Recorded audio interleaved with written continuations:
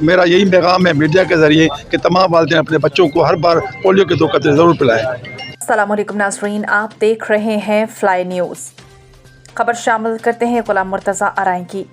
Rotary club Nosheer و فیروز کے زیر اہتمام پولیو کے عالمی دن کے موقع پر ایک آگاہی ریلی کا انعقاد کیا گیا۔ پولیو واک میں روٹری کلب کے صدر پروفیسر محمد اشرف فجویو نے کی، جبکہ روٹری اراکین محمد موسیٰ گوندل، پروفیسر محمد تبچل، کاکی پوتا، ڈاکٹر ممتاز ڈانگراج، عبدالشکور عباسی، بدرالدین جتوئی، ڈاکٹر نعمت اللہ سومرو، پروفیسر امداد علی شاہ اور دیگر روٹری اراکین نے شرکت کی۔ روٹری اراکین کے علاوہ گورنمنٹ ڈگری کالج نوشیر و فیروز کے سینکڑوں طلبہ طالبات،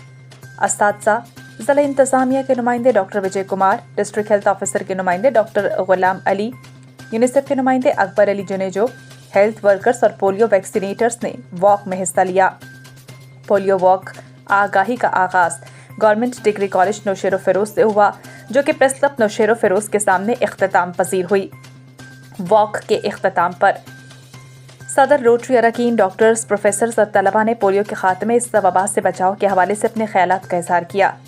روٹری کلب نوشیر و فیروز کے صدر پروفیسر محمد اشرف فجویو نے اپنے خطاب میں کہا کہ دنیا بھر سے پولیو کا خاتمہ ہو چکا ہے، تاہم بدقسمتی سے صرف پاکستان اور افغانستان میں یہ مرض اب بھی موجود ہے،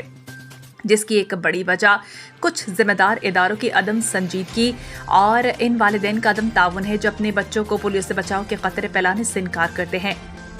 واک کے دوران روٹری اراکین محمد موسیٰ گوندل، عبدالشکور عباسی، پروفیسر محمد تبچل، کاکی پوتا، ڈاکٹر ممتاز ڈانگراج، ڈاکٹر نعمت اللہ سومرو اور بدرالدین جتوئی نے پولیو کے خطرات پر روشنی ڈالی اور پاکستانی عوام سے اپیل کی کہ وہ اپنے بچوں کو پولیو کے قطرے ضرور پلائیں تاکہ پاکستان کو دنیا کے دیگر ممالک کی طرح پولیو سے پاک ملک بنایا جا سکے۔